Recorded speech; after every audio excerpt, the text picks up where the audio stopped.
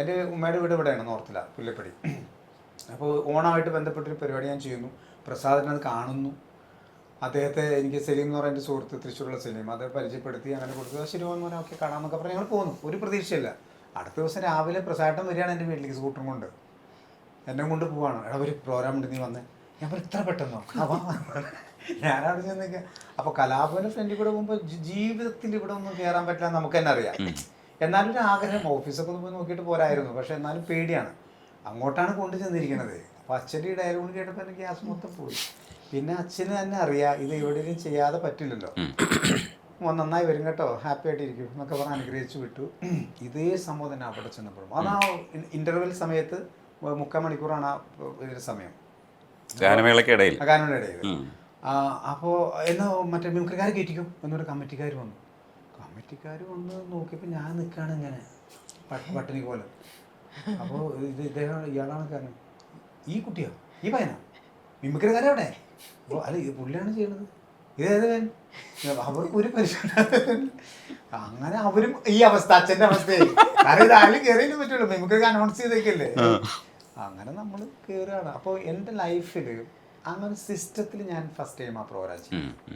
ഇവരൊരു സൗണ്ട് സിസ്റ്റവും കാര്യങ്ങളൊക്കെ ഉണ്ടല്ലോ, അതുപോലെ എക്കോ സംഭവങ്ങളൊക്കെ വെച്ച് റിവറൊക്കെ വെച്ചിട്ടുള്ള ഒരു ഓപ്പറേറ്റിംഗ് ഉണ്ടല്ലോ, അത് ഞാൻ ഫസ്റ്റ് ടൈം.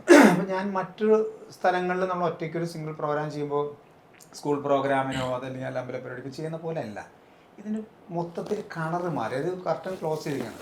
ഒരു വെസ്റ്റേൺ മ്യൂസിക് കൂടി പറയും ഇവർ തുടങ്ങിയപ്പോൾ ഇത് ഞാൻ തന്നെ കിട്ടുക ഈ ശബ്ദം കേട്ടിട്ട് അപ്പുറത്ത്. പിന്നെ ഒറ്റയ്ക്ക് ചെയ്യുന്ന സിംഗിൾ സംഭവമല്ലേ, വേറെ സംഭവങ്ങളൊക്കെ കയറി അതിൻ്റെ കൂടെ കമ്പ്യൂട്ടറൊക്കെ വരും, തിയേറ്ററിൽ മറ്റേ അതന്നെ. അപ്പോൾ അനൗൺസ്മെൻറ്റ് ഞാൻ ആരംഭിക്കുന്നു പറയാൻ എന്നെ കാണുന്നില്ല, കർട്ടൻ മാത്രം പോകണം. ആ കർട്ടൻ പൊങ്ങി വരുമ്പോൾ ഒരു പട്ടിണിക്കോലം ഉള്ള ഒരുത്തൻ, അവൻ്റെ വായിൽ നിന്ന് എന്തൊക്കെയോ പ്രതീക്ഷിക്കാത്ത സാധനങ്ങൾ വരുന്നു. ഇതാണ് കാണുന്ന ആളുകളുടെ കാഴ്ചപ്പാട്. അതിന് കിട്ടുന്ന ഒരു ക്ലാസ് ഉണ്ട്. ആരോഗ്യം വെച്ചിട്ടൊന്നും വരേണ്ടതല്ല, പക്ഷെ എന്തൊക്കെ വരുന്നു, ഒന്ന് പ്രോത്സാഹിപ്പിച്ചേക്കാൻ. അങ്ങനെ കയ്യടി വന്നപ്പോൾ ഭയങ്കര ആരവമായത്. ഞാൻ തന്നെ അപ്പോൾ എനിക്ക് പിന്നെ എന്തൊരു എനർജി കയറി. പിന്നെ നമ്മൾ അന്നൊരു ദൂരദർശനമൊക്കെ ഉള്ളൂ, തിരനോട്ടം പരിപാടികളൊക്കെ ഉണ്ടല്ലോ, ആഴ്ചയിൽ വന്ന് പോകുന്ന അതിൻ്റെ കുറച്ച് സംഭവങ്ങളൊക്കെ ഉണ്ട്. ഓരോ ആഴ്ചയിലും വന്ന ക്യാരക്ടേഴ്സ് സംഭവങ്ങളൊക്കെ വെച്ച് പിന്നെ വന്നിട്ട് ആ സ്റ്റാഴ്സ് സംഭവം. അന്ന് ഫീമെയിൽ നമ്മൾ പലവരും എടുത്ത് വരുന്നില്ല. അന്ന് ഫിലോമിന ആ ക്യാരക്ടറൊക്കെ ഞാൻ ചെയ്തു. ശരിക്കും പറഞ്ഞാൽ എൻ്റെ ലൈഫിൽ ഇപ്പോഴും അത്തരത്തിലൊരു അപ്രീസിയേഷൻ, അത്തരത്തിലൊരു പഞ്ചുള്ള വീതി ഉണ്ടാകുന്ന പറഞ്ഞാൽ എനിക്കിപ്പോഴും വിശ്വസിക്കാൻ കഴിയില്ല. കാരണം ഒരാളെന്ന നിലയ്ക്ക്. അപ്പം അന്ന് ഇവർ പിന്നെ ഈ പറഞ്ഞ ആളുകളൊക്കെ വന്ന് നമ്മളെടുത്ത് പോക്കുന്നു, കെട്ടിപ്പിടിക്കുന്നു, ഭയങ്കര ആയിട്ട് അപ്രീഷിയേറ്റ് ചെയ്യുന്നു. അത് കഴിഞ്ഞ് അടുത്ത ദിവസം പിന്നെ അച്ഛൻ എന്നോട് തിരിച്ചു ചോദിക്കാണ്, തനിക്ക് ഇവിടെ നിൽക്കാൻ താല്പര്യമുണ്ടോ? എൻ്റെ ആദ്യത്തെ പ്രതിഫലം 75 രൂപയാണ്. അച്ഛനെങ്ങനെ സപ്പോർട്ട് ചെയ്യാന്ന് പറയുന്നത് വലിയ കാര്യമാണ്. ഒരുപാട് കലാകാരൻ. എനിക്ക് പാസ്പോർട്ട് എടുക്കുന്നത് അച്ഛനാണ്, ഒറ്റ ദിവസം കൊണ്ട്. അത് കഴിഞ്ഞിട്ട് ഗൾഫിലും അമേരിക്കയിലും എല്ലാ സ്ഥലങ്ങളിലും ഞാൻ എൻ്റെ ഫസ്റ്റ് യാത്ര എന്ന് പറയുന്നത് കലാഭവൻ്റെ കൂടെ. അതുപോലെ നവാസൊക്കെ ഇവിടെ കിട്ടിയിട്ട് ഒരു മിമിക്രി എന്തെങ്കിലും കാണിക്കാതെ വിടുന്നത് മോശമാണ്. ഏതെങ്കിലും അതിനെ പറഞ്ഞൊന്നും ചെയ്യാനില്ല. ഇപ്പൊ ഓർമ്മയിൽ നിൽക്കുന്നതൊന്നും പെട്ടെന്ന് മിമിക്രി എന്ന് പറയുമ്പോൾ ഞാൻ ഇപ്പോൾ ഒരു സംഭവം ചെയ്തിരുന്നത് വെച്ചാൽ, ഇപ്പോൾ റീസെൻ്റ്ലി ഞങ്ങളെ അമ്മയുടെ കുടുംബസംഗമം ഉണ്ടായിരുന്നു. അതിനകത്ത് മാറ്റർ മാറ്റിയ ഒരു ഇതുണ്ട്. പപ്പുച്ചേട്ടനെ ഇപ്പോൾ ചോദിച്ചല്ലോ, അതായത് പപ്പുച്ചേട്ടനെ നമ്മൾ ഭയങ്കര ഫെമിലിയർ ആയിട്ട് കിടക്കുന്ന ഒരു ഡയലോഗ് എന്ന് പറയുന്നത് താമരശ്ശേരി ചുരമാണ്. ആ പുള്ളി ഇങ്ങനെ പാസ് ചെയ്യുമ്പോൾ ഒറ്റ സിംഗിൾ ഷോട്ടാണ്. നമ്മൾ ഇരുന്നത് നോക്കിയാൽ അറിയാൻ പറ്റും. ഇടയ്ക്ക് എനിക്ക് 1-2 ഷോട്ട് മാത്രമേ ക്ലോസ് ഒക്കെ പോയിട്ടുള്ളൂ, ബാക്കി ഒരു ലെങ്തി വൈഡ് ഷോട്ടാണത്. അതിലിങ്ങനെ തുടങ്ങി നടന്നു വരും. പുള്ളി അവിടെ നിന്ന് ഈ റോള് ഇത് ചെയ്തത് ഇതൊക്കെ മുട്ടക്കാരുടെ സാധനങ്ങൾ നിങ്ങളറിയില്ലേ നമ്മുടെ താമരശ്ശേരി ചുരം, ഏത് നമ്മുടെ താമരശ്ശേരി ചുരന്ന് അങ്ങനെ പറഞ്ഞാണല്ലോ പോണത്. അപ്പോൾ ഇതിൻ്റെ ഒരു മാറ്റർ നമ്മൾ മാറ്റി ഒരു സംഭവം ചെയ്തു തരാം. ഇപ്പോൾ ഇൻഡോർ സ്റ്റേഡിയത്തിലാണ് പ്രോഗ്രാം നടക്കുന്നത്. അപ്പോൾ ഇയാൾ നടന്നു വരുമ്പോൾ തന്നെ നമ്മൾ ഓൾറെഡി അനൗൺസ് ചെയ്യും, ഈ സംഭവത്തിൽ മാറ്റർ ഒന്ന് മാറ്റുകയാണ് എന്ന് പറയും. ഈ ഫാഷൻ ഷോ അതിന് നമ്മൾ കുറേ കണ്ടേക്കണേ. അല്ല നിങ്ങളല്ലേ നമ്മുടെ അമ്മയുടെ പ്രോഗ്രാം, നമ്മുടെ അമ്മയുടെ കുടുംബസംഘം വന്ന് ഈ പരിപാടിക്ക് നമ്മൾ ഡാൻസ് ചെയ്യാൻ പോയി. അപ്പുറത്തും ഇപ്പുറത്തും ഭയങ്കര തിരക്കല്ലേ, ഈ പഹയന്മാരുണ്ടോ, ഒന്ന് പിടിച്ചാലോ തല്ലിയാലോ മാറുന്നത്. ഒരു കാര്യമാണ് വലിപ്പത്തിൽ നമ്മൾ അങ്ങോട്ടോ ഇങ്ങോട്ടോ മാറി അപ്പം തന്നെ ചെയ്തും തലം കുറിച്ച് അയക്കാണ് വിട്ടില്ലേ നമ്മുടെ രവീന്ദ്രന്റെ ഡാൻസ് പോലെ നമ്മളിങ്ങനെ പറന്ന് കളിക്കുകയാണ് അങ്ങനെ സാധനം കണക്ട് ചെയ്തിരുന്നു. ഇപ്പോൾ കുറേ മാറിയിട്ടുണ്ട്. ഇപ്പം മഹേഷ് കുഞ്ഞുമോനെ പോലുള്ള ആൾക്കാരൊക്കെ വന്നിട്ട് കുറെ കൂടെ മിമിക്രിയെ നമ്മൾ ഒരു കാലഘട്ടത്തിൽ നഷ്ടപ്പെട്ടു പോകുമെന്ന് കരുതിയിരുന്നത് ഇപ്പോൾ സോഷ്യൽ മീഡിയയിൽ ഭയങ്കര വൈറലാവുന്നുണ്ട്. അത് കാണുമ്പോൾ ഈ മുമ്പേ നടന്ന ആളെന്നുള്ള രീതിയിൽ നിങ്ങൾക്ക് കുറച്ചുകൂടെ ഹാപ്പി ആവില്ലേ? ഇതിന് അത് വെച്ചാൽ ഇൻവോൾവ് ആണ്. പണ്ടൊക്കെ എന്ന് പറഞ്ഞാൽ നമുക്ക് എനിക്ക് തോന്നുന്നത് ഈ ഡ്യൂപ്പ് വരെയുള്ള സംഭവത്തിലേക്ക് തിരിയും. നമ്മൾ ഈവൻ ആ കോസ്റ്റ്യൂം ആ ഫിഗർ പിടിച്ച് അപ്പം അതിൻ്റെ ഒരു പെർഫെക്ഷൻ നോക്കുമ്പോൾ ശബ്ദത്തിന് ഒരു ഇത്തിരി വേരിയേഷൻ വന്നാൽ പോലും അത് പ്രശ്നമായിട്ട് തോന്നിയിരുന്നില്ല. ഇപ്പം ഈ വരുന്നതൊക്കെ ഇപ്പം നിലവിൽ പെർഫെക്റ്റ് ആയിട്ട് ശബ്ദത്തിലേക്ക് മാത്രം കോൺസെൻട്രേറ്റ് ചെയ്യാണ്. അപ്പം നമ്മളെ സംബന്ധിച്ചെന്ന് പറഞ്ഞാൽ അതിൻ്റെ മൈന്യൂട്ടായിട്ടുള്ള സാധനങ്ങൾ പോലും നമ്മൾ പിടിക്കും. ഭൂരിഭാഗം അന്ന് ചെയ്തിരുന്ന മുഴുവൻ എന്ന് പറഞ്ഞാൽ ഫിഗർ കൂടി കണക്ട് ചെയ്തിട്ടാണ്. ഇപ്പോൾ ഒരു സുരേഷ് ഗോപി എന്ന് പറഞ്ഞാൽ സുരേഷ് ഏട്ടനായിട്ട് നമുക്കൊരു പകുതിയെങ്കിലും 50% നമ്മൾ അംഗീകരിക്കുന്ന രീതിയിലാണ്. മമ്മൂക്കായിട്ട് വരുമ്പോൾ ലാലേട്ടനായിട്ട് വരുമ്പോൾ ഇപ്പോൾ ഇന്ന് ഫിഗർ മാത്രം ചെയ്യുന്ന ആളുകളുണ്ട്, അത് ശബ്ദം മാത്രം അനുകരിക്കുന്നവരുണ്ട്. പക്ഷെ അന്നെന്ന് പറഞ്ഞാൽ ഓൾമോസ്റ്റ് എല്ലാവരും ഇത് രണ്ടും കൂടി ചെയ്യുന്ന സംഭവമായിരുന്നു. പിന്നെ ഈ പറഞ്ഞ സിനിമയിലുള്ള മാറ്റം എന്താണോ അത് തന്നെ ഇപ്പോൾ മിമിക്രിയിലൊക്കെ സംഭവിച്ചിട്ടുണ്ട്. കാലഘട്ടത്തിനനുസരിച്ചുള്ള പിന്നെ പുതിയ പുതിയ ചിന്തകൾ വരുമല്ലോ, എല്ലാവരും അവരായിട്ടുള്ള കോൺട്രിബ്യൂഷൻ വരുമല്ലോ.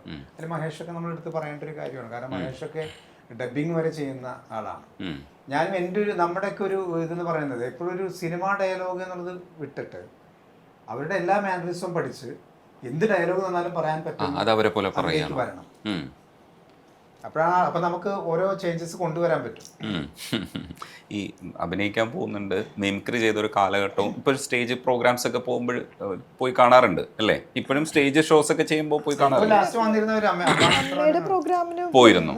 പിന്നെ കുഞ്ഞ് ചെറുതായിരുന്ന സമയത്ത് ഗൾഫിലൊക്കെ പോയിട്ടുണ്ട്. ഇവിടെ ഒന്നും അങ്ങനെ കൊണ്ടുപോകാറില്ല. കാര്യം നമ്മളെ കെയർ ചെയ്യാനൊന്നും പറ്റില്ല. പിന്നെ നവാസ്ക ആണെങ്കിൽ ഈ സ്റ്റേജിലേക്ക് പോയാൽ ഭയങ്കര വേറൊരു മൈൻഡ് മൂടുവാണ്. അപ്പൊ നമ്മളെയും കൂടി കൊണ്ടുപോകുമ്പോൾ അത് ഭയങ്കര പ്രശ്നമാണ്. പക്ഷെ എനിക്ക് ഭയങ്കര ഇഷ്ടമാണ് സ്റ്റേജ് പ്രോഗ്രാംസ് ഒക്കെ. എങ്കിലും പുഷ് ചെയ്ത് ഏതിലേക്ക് പോകണം, ഇതിലേക്ക് കോൺസെൻട്രേറ്റ് ചെയ്യുമെന്നൊക്കെ പറഞ്ഞിട്ട് പുഷ് ചെയ്യാറില്ല ഒന്നിലും? ഞാനോ? അല്ല അല്ല, അത് ചെയ്യൂ ഇത് അങ്ങനെയൊന്നുമില്ല. നവാസ്കാക്ക് കുറെ ഇഷ്ടമായിരുന്നു. ഓരോരുത്തരും ഓരോ പേഴ്സൺസ് അല്ലേ. നവാസ്കാക്ക് പാടാൻ ഭയങ്കര ഇഷ്ടമാണ്. രാവിലെ വന്ന് പുറത്തേക്ക് പോകണമെന്ന് നവാസ്കാക്ക് പാട്ട് പാടാൻ ഭയങ്കര ഇഷ്ടമാണ്. സ്റ്റേജ് പെർഫോം ചെയ്യാൻ ഇഷ്ടമാണ്. എല്ലാം എനിക്ക് ഈക്വലൈസ് തന്നെ തോന്നിയിട്ടുള്ളൂ. കാരണം സിനിമ ചെയ്യുവാണേലും അതെ, അതും ഇതുപോലെ തന്നെ ഭയങ്കര ഹോംവർക്ക് ചെയ്ത് ഭയങ്കര അത്രയും ഇത് ചെയ്താൽ ഞാൻ പറയും ഇങ്ങനെ പല ആർട്ടിസ്റ്റുകളും ചിലപ്പോൾ സില്ലി ആയിട്ടായിരിക്കും. പക്ഷെ ഇതങ്ങനെയല്ല, എന്ത് ചെയ്താലും അതിന്റെ അങ്ങേയറ്റം ചെയ്തു വെക്കണം എന്നുള്ളത്.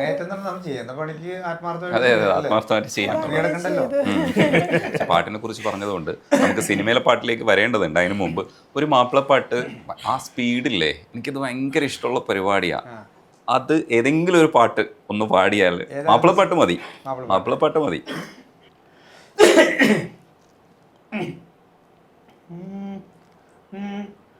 മലക്കൊടിയേ ഞാനെന്നും പുഴയരികിൽ പോയെന്നും വളർന്നു വരും മുഞ്ചുള്ളൊരു പെണ്ണിനെ കണ്ട് അവളുടെ സുന്ദരമാം കൺകോണിൽ സുവർക്കവും കണ്ട്.